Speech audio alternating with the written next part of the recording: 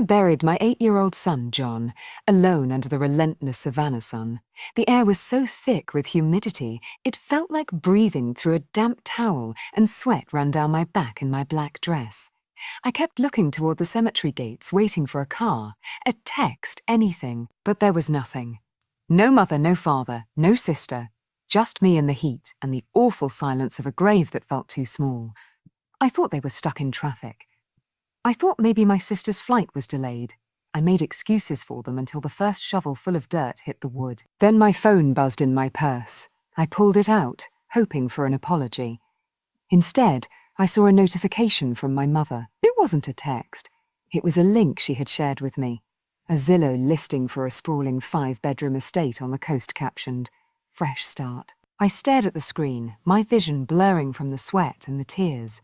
The price was listed right there, $1.05 million. The exact amount of my son's life insurance and trust fund combined. While I was putting my child in the ground, my family wasn't grieving. They were shopping. Before I tell you what I found in my mother's text history that made me skip my own grief to destroy them, drop a comment and let me know where you're watching from and what time it is for you right now. I want to see how far this story travels. I drove home in silence, the air conditioning in my old sedan blasting against the sweat drying on my skin. The back seat was filled with the flower arrangements from the service, the white lilies giving off a scent so thick and cloying it made my stomach turn. It smelled like a funeral parlour, like finality, like the end of the world compressed into a 2-mile drive. When I unlocked the door to my apartment, the quiet didn't feel peaceful. It felt heavy. I walked into the kitchen, threw my keys on the counter, and stared at the empty space where my son used to sit for breakfast. I waited for the breakdown. I waited for the knees to buckle, for the sobbing to start, for the grief to swallow me whole. But it didn't come. Instead, a strange icy clarity settled over me. It started at the base of my spine and worked its way up, cooling the heat of the savannah sun, sharpening my vision until everything in the room looked high definition and hot-edged. I opened my laptop. I needed to know. I logged into the Flora's website, the one my mother used for every birthday and anniversary. I had her password because I was the one who usually ordered the gift she took credit for. I found the order for the funeral spray. There was the date stamp, order placed 14 days ago. They hadn't missed the funeral because of a last-minute crisis. They hadn't been delayed by traffic or a sudden illness. They had pre-ordered the flowers 2 weeks in advance. They had known 14 days ago that they wouldn't be standing beside me while I buried my son. They had scheduled their absence like a dentist appointment. I didn't scream. I didn't throw the laptop across the room. I just sat there and the last little piece of hope I'd been holding on to. The childish hope that my mother loved me, that my father protected me, snapped. It was a clean break. I opened a new tab, my banking portal. I pulled up the joint credit card I had shared with my sister, Destiny. I had added her as an authorized user 3 years ago when she claimed she needed help building credit. I scrolled through the recent transactions. While I was at the funeral home picking out a casket, she had spent $400 at a Sephora in Atlanta. While I was writing my son's eulogy, she had dropped $200 at a sushi restaurant. I clicked Remove Authorized User. Confirmed. The card was dead.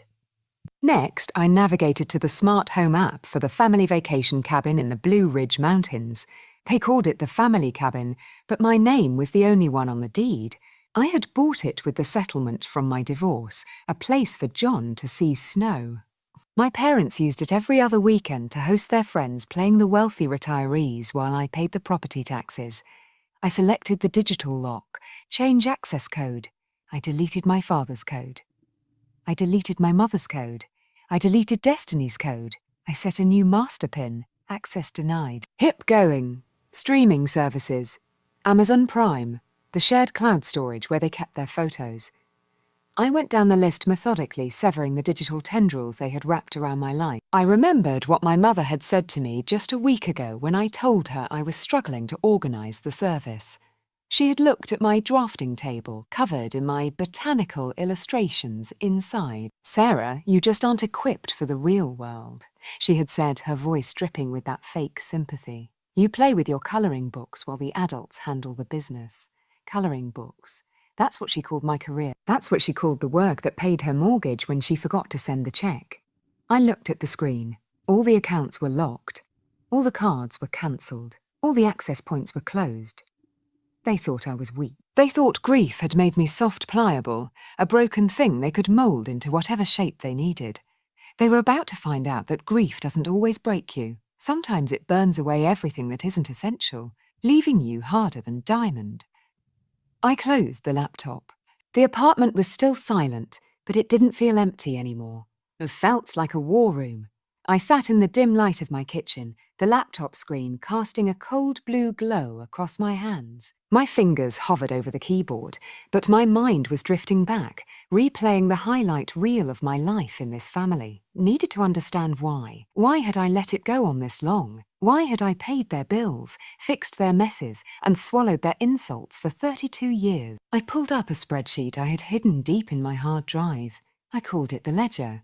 It started 4 years ago, right after my father, Andrew, retired early because he deserved a break. Row 1, $96,000. That was the total I had paid toward their second mortgage. Every month, like clockwork, $2,000 left my account and went into theirs.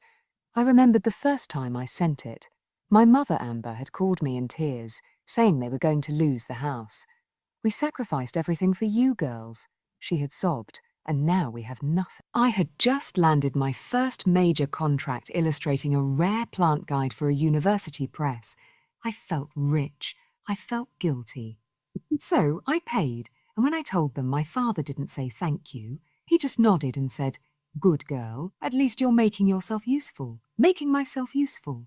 That was my currency. That was the rent I paid for occupying space in their lives. I scrolled down. Row 12, the influencer trip. Destiny had wanted to go to Tulum for her birthday to build her brand. She couldn't afford the flight. My mother had cornered me at Sunday dinner. "Your sister is so talented, Sarah. She just needs a break. You have savings. Don't be selfish." Selfish, the word they used whenever I tried to keep something for myself. I paid for the flight. Destiny posted 30 photos from that trip. I wasn't tagged in a single one. Row 24, the car accident. Destiny had totaled her BMW while texting. My father had co-signed the loan. He was panicking about his credit score. I paid the deductible $500. It wasn't just the money, it was the way they trained me. It was like they were feeding a stray dog. They starved me of affection for weeks, months, making me feel invisible. And then just when I was about to walk away, they would throw me a scrap. A compliment on my hair. A hug that lasted 2 seconds too long. A text that said, "Thinking of you," and I would eat it up. I would wag my tail and come running back thinking, "See, they do love me. If I just try harder, if I just give a little more, it will stay like this." Psychologists call it intermittent reinforcement. It's the most powerful way to condition a behavior. It's how you train a rat to push a lever until it dies of exhaustion. You don't give it a pellet every time. You give it a pellet randomly. The unpredictability keeps the hope alive, keeps you addicted to the possibility of love. But looking at the ledger now, seeing the cold, hard numbers, the addiction broke. My eyes landed on the most recent entry. 2 days after John died, a package had arrived at my door. To say, "My mother had texted me, sent you something to help. Love you." I had opened it with shaking hands, thinking maybe it was a photo album or a blanket or something to comfort me. It was a box. Inside was a stack of envelopes, past due notices, credit card bills, a foreclosure warning for the beach house, all addressed to Destiny or my parents, and on top a yellow sticky note in my mother's handwriting. "Do the right thing, Sarah. Family helps family." That was their condolence gift to Bill. They didn't see a grieving mother. They saw an inheritance. They saw a payout. I closed the spreadsheet. The shame I had felt for years. The shame of not being enough, of not being like Destiny evaporated. It wasn't shame anymore. It was fuel. I had spent my life building them a safety net, stitching it together with my own money and self-worth. Now I was going to cut the ropes and watch them fall. The banging on the door started at 2 in the afternoon. It wasn't a polite knock. It was the heavy entitled pounding of people who believed they owned the building. I checked the peephole. Andrew and Amber, my parents. I unlocked the deadbolt. I didn't have time to say hello before my father pushed past me. The heat of the savannah afternoon following him in like a wave. He didn't look at me. He walked straight to the kitchen, opened the refrigerator, and started pulling things out. Expired, he muttered, tossing a carton of milk into the trash. Wilted, he said, throwing away a bag of spinach. He was performing a wellness check, but it felt like a raid. He was building a case. He can't even buy groceries. She can't function. My mother stood in the hallway staring at the walls. I had hung my latest series there, intricate large-scale watercolours of decaying magnolia. "It's so dark in here, Sarah," she said, her voice trembling with a rehearsed fragility. "And these drawings, they're obsessive. It's not healthy. You're spiralling. You're spiralling. Crossing my arms. What do you want?" "We want to save you," she said, turning to me with wide, wet eyes. "We spoke to a specialist. He agrees. You're displaying signs of a psychotic break. The isolation, the aggression, cutting off your sister."